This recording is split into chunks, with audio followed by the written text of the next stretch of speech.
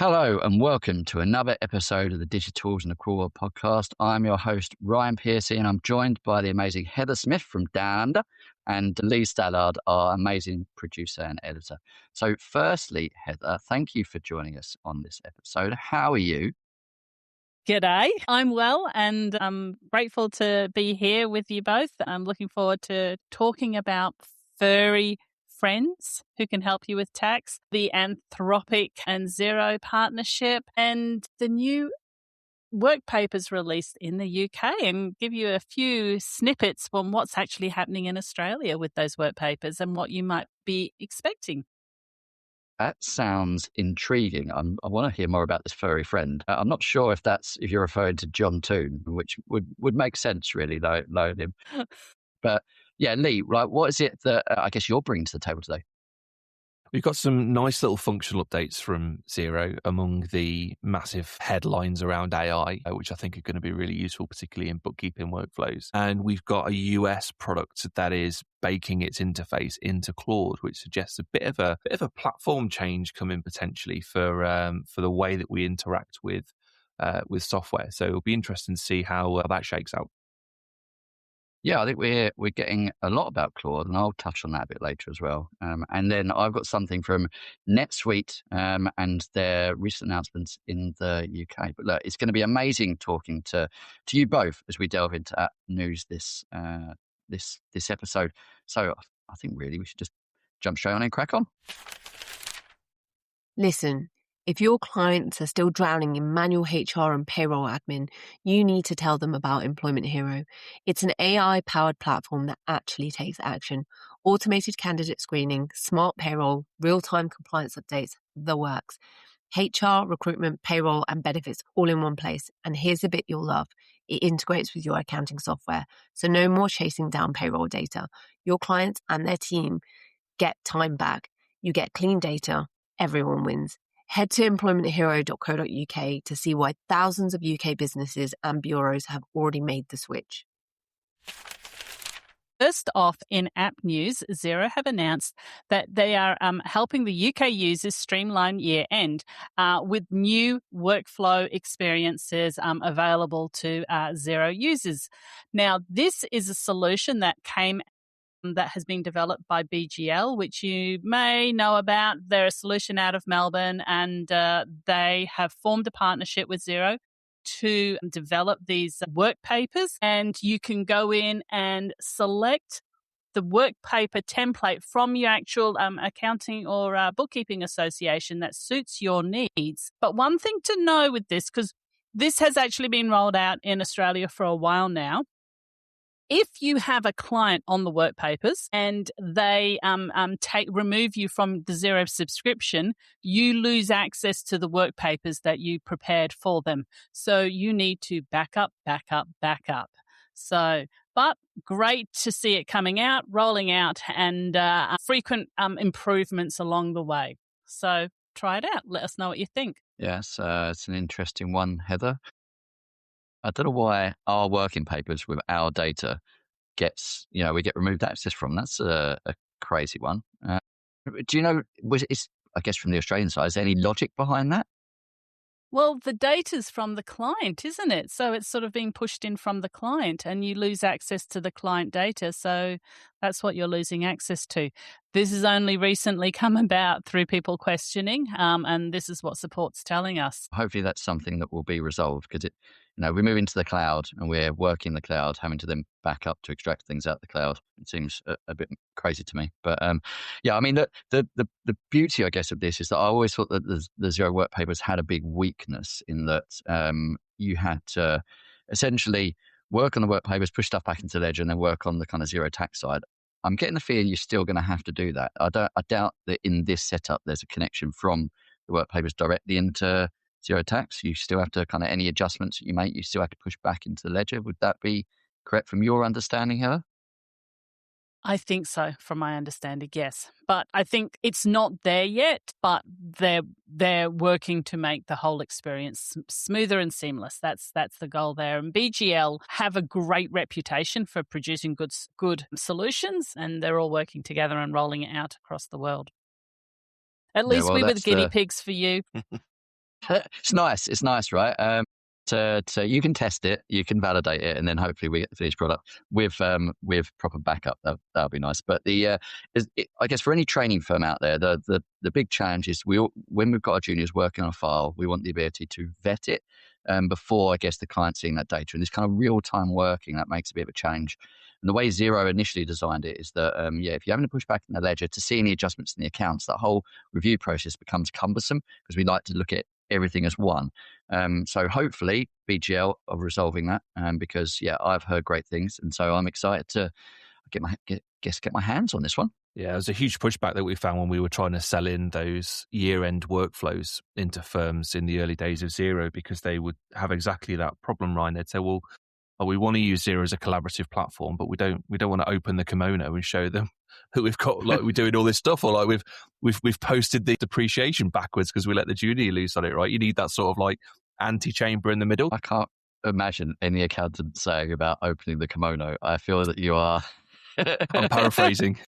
And on that topic, Xero have released quite a nice little update. It probably isn't going to pull the headlines that things like Claude integrations and all that stuff are, but it is a nice little touch. So they've changed the bank rec workflow so that you can now directly reconcile credit notes against refunds. And this was always a major issue in the early days because you didn't even used to be able to do it like you can now. You used to have to go and match it to an invoice before you could reconcile anything, but it's moved on since then. The current workflow is that if you've got a credit note, you need to then go and mark it as paid. Correct me if I'm wrong, Heather. It's been a while since I've done any work actually inside Xero. You have to mark it as paid, and then you can go and match it on the bank rec. So they've just cut out that little step. So hopefully that should be a little bit faster. And, you're only talking a couple of seconds per transaction. People say, it adds up over the year to a few hours. I don't quite buy that because that efficiency evaporates. But what it does do is it stops you breaking your workflow, right? If you're in the zone, you're banging through transactions, you find one, you've got to stop, come out of that flow, go and change something else, then come back. It just throws you off your rhythm. So hopefully that makes it a lot smoother and nicer for people. But have you seen that live in the world yet, Heather?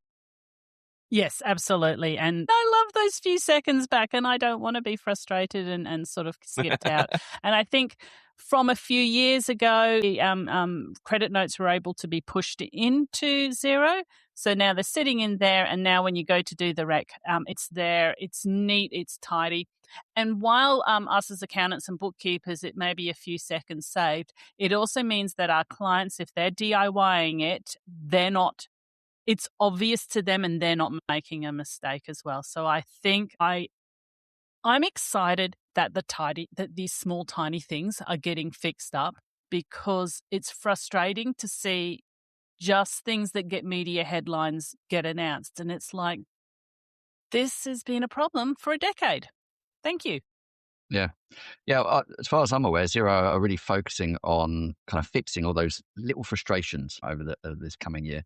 And I love this, but I've got a different take on it. I don't think it's about gaining seconds. I think it's about actually maximizing this auto reconcile feature inside Xero, because if you've got that ability now for the auto reconcile feature to look at and find that credit note and match the refund against, then we don't need to do anything. Whereas if we had to manually do it, or do a step, that prevents the auto reconcile working at all. So I think this is another step towards maximizing how, the kind of new Jax, which is just do it Xero now. Just ask Xero. But then Xero. when I went to a recent roadshow, they're going, we've changed from just ask to just do, and I'm like, yeah, JDX doesn't really quite work in the same. It doesn't roll off the tongue, does it? But this is another one where I'm hoping this is the first step in a longer rollout for improving kind of this credit note matching, because the main challenge, the one that I find for most businesses, is not where there's been a refund, but when you've got multiple invoices and multiple credit notes and you're making a single payment and you need to match against all of them. And that seems to be the big bugbear, is that I have to go and now allocate that credit note against the invoice to come back to then match against the rest of them. Pick invoices, credit notes, and select them all from the match screen. That would be the next big win. So if you are listening, Xero, please don't stop here. Take it that one step further. Yeah, absolutely. Absolutely. So another announcement from the Xero World was their partnership with Anthropic. So that was announced on LinkedIn, has hit a lot of media. Now, this was previously mentioned in an earlier pod, but I think it's important for us to cover it here. Now, Xero had a partnership with OpenAI and ChatGPT. They now have a partnership with Anthropic and Claude. So I just attended Australia's biggest accounting conference for the year, and everyone was saying, we need to get on Claude 4.6. We need to get on Claude 4.6. The last few weeks it's updated. It's incredible. So if out of that, get on Claude 4.6. The partnership it's not rolled out yet. So it's an announcement. It's a big announcement, hasn't rolled out yet. One of the things that was interesting about this is that, and this may be different for you in the UK, but we, back in XeroCon September, they were demonstrating JAX, J-A-X, and they asked the question, can I afford to buy a $20,000 delivery van next month? And JAX responded, and the hive mind of accountants in the auditorium just went, what? We don't want Xero giving that sort of advice. We were then told they weren't giving that, they would not be giving that sort of financial advice. And when you went in and asked it that sort of question, it came back and said, I can't give you that sort of financial advice. But now they're actually suggesting this solution will give that sort of financial advice, which is really interesting because as an accountant, I can't give that sort of, I don't have insurances that cover me for that. I need to sort of be in a financial advisor state to be able to give that. Globally, I think though the onus on that requirement is different, but it is something interesting. And where is it going? Is it just going to bypass us as accountants in talking about the finances and those sort of big questions, which really we would like to come back to us? So I thought that was really interesting. I think it's different, as I said, around the world. What are your thoughts on that? Yeah, I mean, well, where do we go on this? So I think the partnership is needed to some extent because, as you say, everyone seems to be going to Claude, and Claude's now connecting to so many different systems that if you want to get useful data across multiple different elements of your technology stack, then working on Claude and Claude working into those separate partners is going to be important. And I'm seeing a lot of reporting tools or analysis tools that are doing just that. And there's been some announcements about, these AI tools that connect to thousands of systems so you can really work dynamically across them all. There is a huge risk at the moment in that individuals think that they can ask these AI tools and they're giving them real, tangible, experienced advice. They are not. I'm sure there's a clause somewhere really small in fine print that says you cannot take any of this advice that no one ever reads. And whereas, as accountants, we're very upfront and we state this, like if there's anything we cannot advise on, you need to go and speak to another specialist. And I think that's the concern, is that people take this too far and assume that the data that's being presented is accurate. And what I think the AI tools actually need to do now is, in certain areas, depending on what the question is, so this is some information we provided you, but in these scenarios, we recommend you get specialist advice. And that would kind of cover them and cover the issues that we currently are experiencing from, individuals taking the flow on this. I'm sure I've got many more thoughts on it, but Leigh, what's your take on this? Like from working, not only, I guess, from a Xero perspective, but also in that kind of customer success journey that you're so used to? I think there's some massive issues around perception here, and whether you put disclosures on this and say you don't trust it for advice or not, people just want to follow the path of least resistance. And if they want a quick answer, they will just take the advice that's in there. And so you end up creating this gap. And it's really hard for tech companies not to just generate the hype machine, right? Because they want attention, they want people to buy their products. So this gap starts to grow where accountants can't go that fast. As you mentioned, Heather, you've got to be responsible and ethical, and the simple answer isn't always the right answer. So I think vendors need to be really mindful about how they market these things and how they position what it can do. I think the other element that we're going to see in here, because thinking about it from a kind of customer success and adoption point of view, as these tools start to become more and more advanced and you can do more and more interesting things, it's going to start to shine a real light on those firms that haven't got the basics in place in terms of digital transformation. So firms that are still knocking about with broken workflows, going between bits of Excel documents and doing this, that, and like, they're just going to get left behind because everyone else can kind of move forwards. And so we'll start to see a big gap between the two. And then the final point that comes out for me on this is just the sort of battleground that's gone on for a long time around which system owns the client. And so at Xero, it was always like, we want Xero to be the source of truth for the client lives here. And then, we'll connect to your practice management tool or other things, but Xero is the place. And then you'd get bigger companies like Iris, CCH, Digita, and those, they're like, no, the client lives in the practice management tool and we'll connect to Xero. And so everyone's sort of fighting for what is the place that the client interacts. And it feels like now AI, if Xero aren't careful, AI becomes the entry point, and then everyone just starts working in Claude. And so then you go, well, actually, now, because you've broken that workflow and people are actually working in Claude, and Claude's a platform rather than Xero, well, actually, could I just get an MCP into QuickBooks instead? And then just, like, my experience as a user is the same. Like, I still have the same interface. I don't have to go through the change process, but now I can change products more easily. So that, I think, is a risk to them. Yeah, I guess so. That's going back to, I guess, when Xero kind of put itself as beautiful software. It's all about that kind of interaction, that UI. But Xero over time has evolved in certain areas to kind of be that underlying architecture that's really slick, really powerful, and really reliable. And similar to what happened with, I guess, the banking relationships, right? When bank feeds came out, everyone used to interact directly with their bank, and it kind of transitioned to the finance systems where we can just pull data in. I think we're seeing a little bit of, exactly as you said, Lee, that's now the ledger, the finance ledger, is becoming that underlying system, and everyone interacts with the AI tool. And I don't think you can stop that necessarily. I think there's a protection. But you made some really good points I want to just touch on, and it kind of leads into my next topic. So as Heather, you said, it's kind of blown up. Everyone has been talking about the whole Xero and Anthropic thing. It's gone nuts on social media.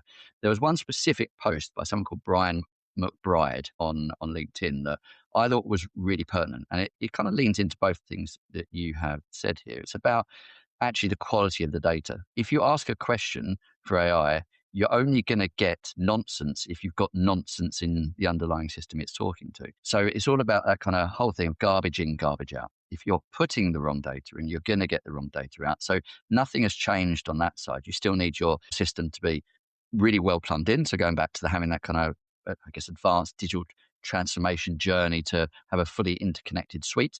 And then it's also about reviewing that and making sure it's reliable on a regular basis, having a great advisor, or as I guess I talk about now again, that kind of digital accounting expert, that plumber that makes sure everything's connected and reliable and working in real time. And that also comes back to what a lot of these ledgers are trying to resolve, which is that automated period end, which we're not there yet. But that's where I guess so many are trying to get to, where we don't need to review everything on a periodic basis. It happens in real time. We're looking at anomalies and adjusting for those. And I think that's which I think is slightly leaping too far ahead by going, now you can communicate with your finance system before the finance system is actually at that consistently high level for it to be reliable enough to interact with. So as you say, Lee, I think it's really, the messaging is going to be really important on this. Is you can plug it in, but be very careful in what you do and how you do it. Yeah. Yeah, and 100% educate agree. that back to your accountants as well. Educate that back to your clients as well. Like, don't use it as advice. Absolutely. I'm going to stay fairly planted on the AI train with the next news update, which is a US product called Aiwyn has now released tax inside Claude. And so what they're saying is that you can now go into Claude, give it some data about a client, and it will come out with a 1040 tax return, which is the US equivalent, I understand, of a self-assessment return. And it just kind of comes back to this point around where's the interface. So on their blog, they talk about the entry point to software is shifting to AI. So that stuff we were talking about a bit ago, they seem to think that that's happening. I'm not sure that's necessarily the case. I don't think the average person is going, let's go and do my tax return in Claude. Obviously, it benefits them if people do, so I can understand why they're saying that. But it's really interesting. So Aiwyn, I'd never come across before. They've got a range of tools, probably similar to Bright. They've got like a client portal and a practice manager and all that sort of stuff. And they've just put tax first into Claude, which is one of their products. They say it's not the end. They're going to continue to, run this as a trial and see where it goes. It will come out with a tax return, allow you to export it to a PDF, and also do some what if analysis as well, which is kind of interesting. But again, I don't know if I'd trust something like that. I get super nervous. And the other thing I think you were talking about on the last episode is a lot of this AI infrastructure is built on a bit of a house of cards at the moment, isn't it? And so as bullish as I am on AI tools and how useful they can be, I would be super nervous at the moment about building a workflow on top of an LLM, because if the cost just doubles overnight or 10x's overnight, which isn't that unthinkable, or if token usage just really ramps down and now suddenly you can't complete your workflows, I think you could be backing yourself into a corner. So yeah, interesting scenario. But what are your thoughts, Heather? So LLMs are developing rapidly. With a solution like that, don't you think the LLM, just the way that it is designed and the way that it works, would actually, the generic basic one would be offering the same solution to what they have injected into it maybe in 2 years' time? And as I said, we just went to the Accounting and Business Expo, the biggest conference in Australia, and there was a plethora of tax AI solutions. And I just was like, how are you going to, at the moment, yes, you have something, but are you going to have something in 2 years' time when the LLMs start? We have seen them advance on almost a daily basis what they can do. Do you think it is still going to be a viable solution in 2 years' time? When they say they've put it in Claude, is it they've connected it via an MCP server, so it's the original program, or is it literally embedded inside the LLM? Do we know? Creating a shell inside Claude, so it's still their technology that's processing the tax return and doing that sort of stuff, but you interact with it on the front end through Claude. So probably sounds more like an MCP than a native Claude skill, for example. Yeah, and I think that's probably, at the moment, that creates a little bit more trust. Depends on how it's presented. Like if it's saying it's using this and you can kind of see a link and it validates kind of how long the program's been around and what it's been doing, I would trust that a lot more than I would trust working directly in an LLM, because the LLM itself is trying to source information from multiple different places, assuming, a lot of it being the web, which isn't always 100% reliable, is it? So by interacting with a program, I think that's more where we're starting to head to. But then it's how smart is that LLM on how it interacts? Like, has it been trained to work in that way, to really kind of embed, not just this is a connection, but, these are the journeys they need to do to interact with the certain elements of that tax program. And I do expect to see this grow. And Heather, I don't think we've really seen the same expansion in the UK on the tax programs. I think that's coming. We've seen a few that have been kind of teasing in certain areas, and functionality and some more advanced functionality in some of the legacy systems. But yeah, a whole wave of tax programs. Maybe just because our tax code is so nuts over here that it's virtually impossible to build anything for it. So I wouldn't have thought more so than the US, because they've got all different state taxes and federal level stuff. Feels massively complicated over there, right? True, especially on the sales side. And so I think sales tax compared to VAT, at least we've got kind of consistent from a VAT perspective. But I just think the way our tax code interacts with the multiple different areas, so you have something in capital gains that somehow has to interact with the VAT code and stuff, it gets really complex. Yeah. But yeah, I mean, I'm surprised it's called, how did you pronounce it? Aiwyn? It's Aiwyn Tax? Aiwyn, apparently, is the pronunciation, but it's spelt AIWYN. Surely it's AI win now, like with the integration. Yeah. It has to be. Well, it is a win for AI, Ryan. It's terrible. There you go. I'm back to terrible puns. So I've got something else on an AI side, because we can't escape it anymore. But it's what NetSuite have been doing. So they have recently had Suite Connect in London, and they have been obviously talking about AI, but they're really trying to shift the focus from, I guess, that co-pilot to an autopilot discussion. Everything, I guess, to date has all been about you've got this friend that sits along your side and helps you and supports you. Whereas their journey, their messaging is actually, we've got something that's going to go and do the task for you, and then we're going to, I guess, kind of feedback anomalies or things that you need to do to wrap around, which is where the conversation, the journey is going anyway on all products, but they're leaning very heavily into this. So they've been, I guess, focusing on what they're calling NetSuite Next, which is, I guess, their new platform, which is very much built across the interaction on an LLM basis. And they're Ask Oracle tool, which I guess is their inquisitive side. So if you've got a question, you just ask it in natural language. It can go through the entire platform and come back with the answers. They've already got inside their system the ability to speed up the close, so that period end process called Close Manager, but they're now looking to move to an autonomous close. So going back to that autopilot route. So how do we automate all these processes and once again create that review process around it where the humans are interacting and it's providing comfort that what's been done is correct, which is once again what a lot of the software vendors are trying to do. I know Sage set their shining kind of light, their beacon of what they want to attain is that automatic close. So I think this is something we're going to see a lot more of. We're going to see this transition from Copilot to Autopilot with autonomous close happening in virtually every ledger. We've seen some of the vendors talk about that very actively. Some of them not really talk about it, but pretty sure they're working on it. And that's more of a messaging strategy than anything else, in my opinion, rather than a development strategy. I know some of them prefer to be prudent in what they talk about and then only announce when they've got something. Others go, we're going to do this. And then you're kind of waiting for when it happens. NetSuite have said, look, it's happening. We're already building it. It's the underlying structure, the architecture is there. We're now training kind of the AI tools to solve, I guess, elements of it, which will then, as it evolves, brings it all together into that autonomous close process. And you'd expect that from NetSuite. I don't think we'd expect anything else. Like they're a big player in this market. But the change for them is, unlike a Xero free agent, QuickBooks Online, Sage accounting side, where the data is relatively simple from a period end, they're dealing with big, complex businesses. You've got inventory, projects, WIP, deferred accrued income, pretty much anything you consider which is going to affect a period close.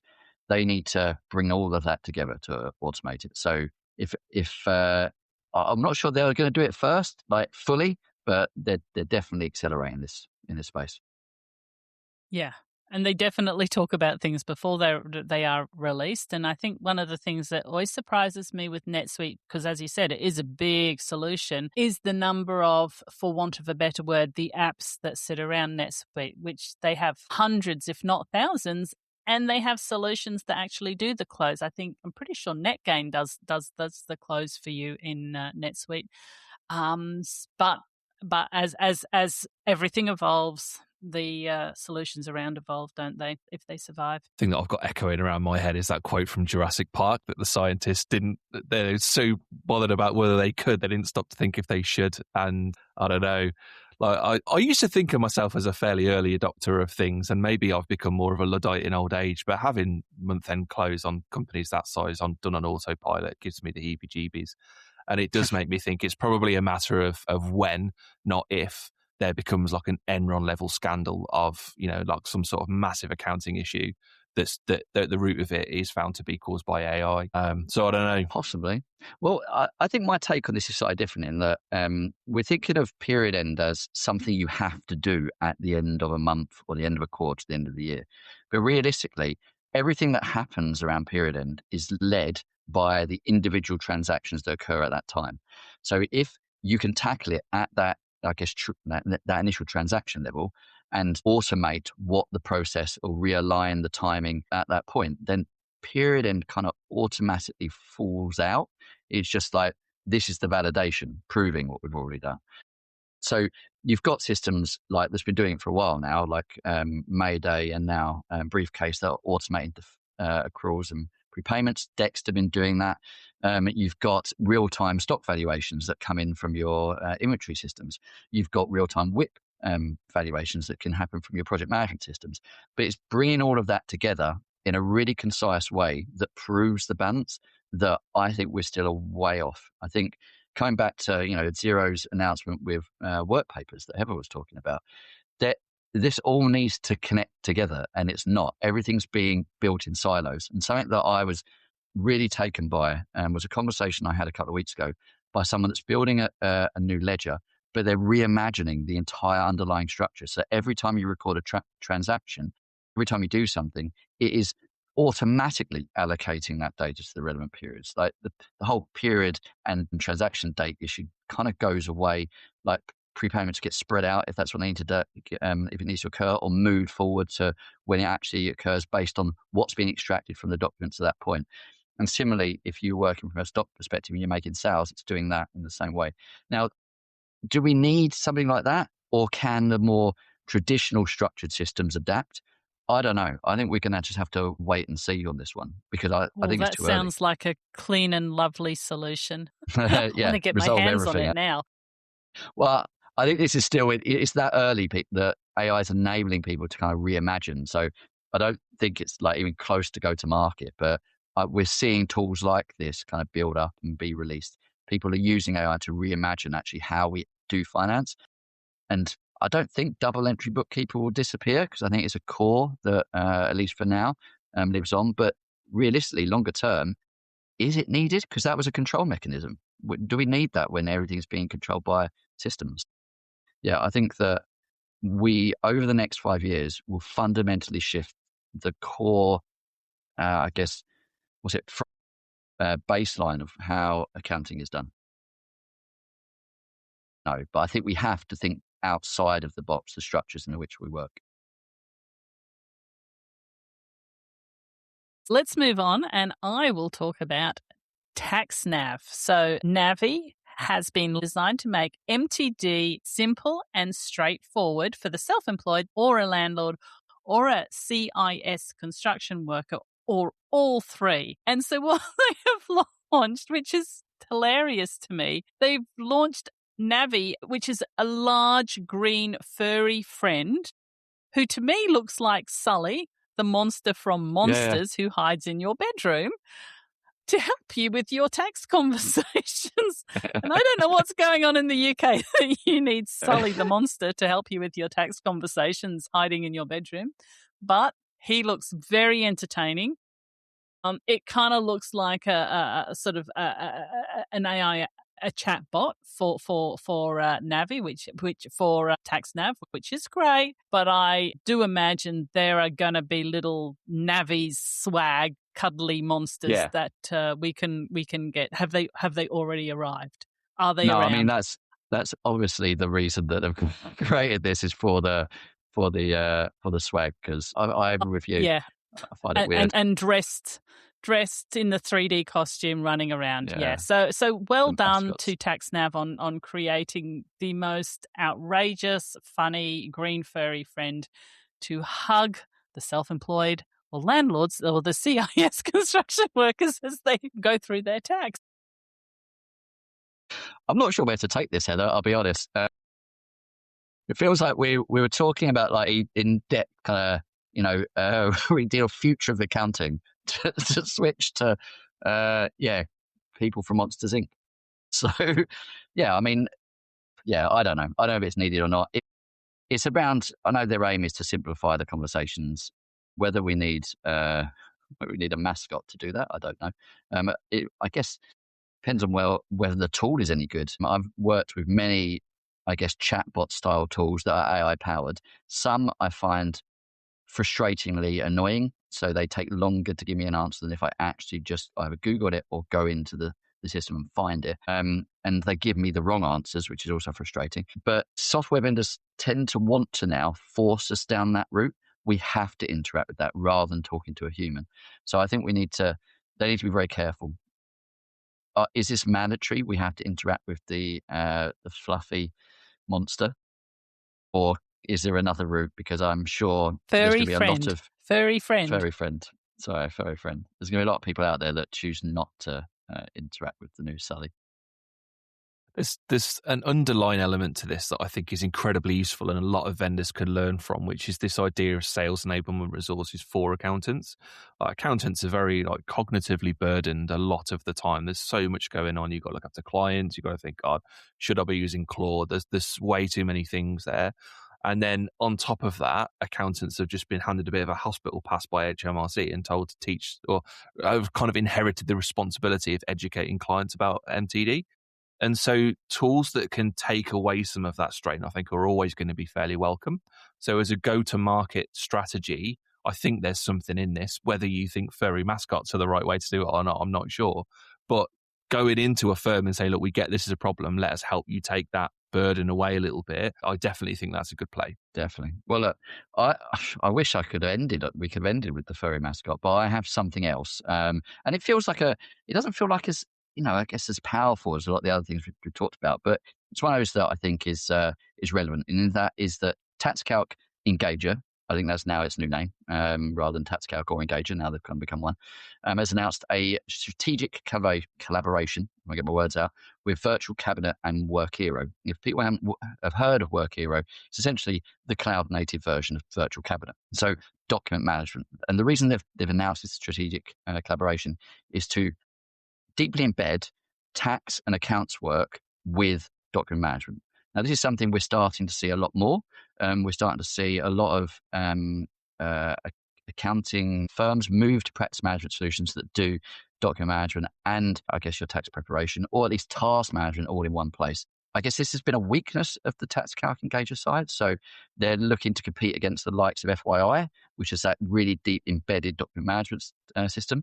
So I think we'll probably see them try and challenge from a marketing perspective against that.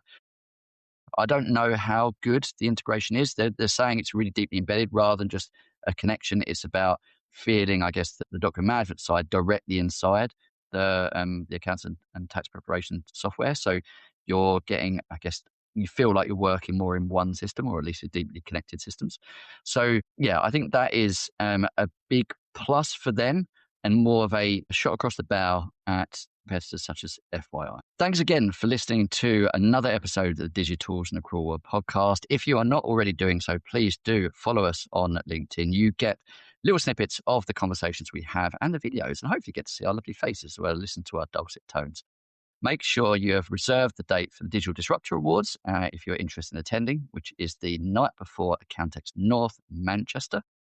And keep your eyes and ears out for other future releases that are coming in the next, I guess, month or so, as we, delve into what we talk about all the time, which is tech and software platforms. So thanks again, Lee and Heather, for joining, and hopefully you all had a lovely time listening to us speak.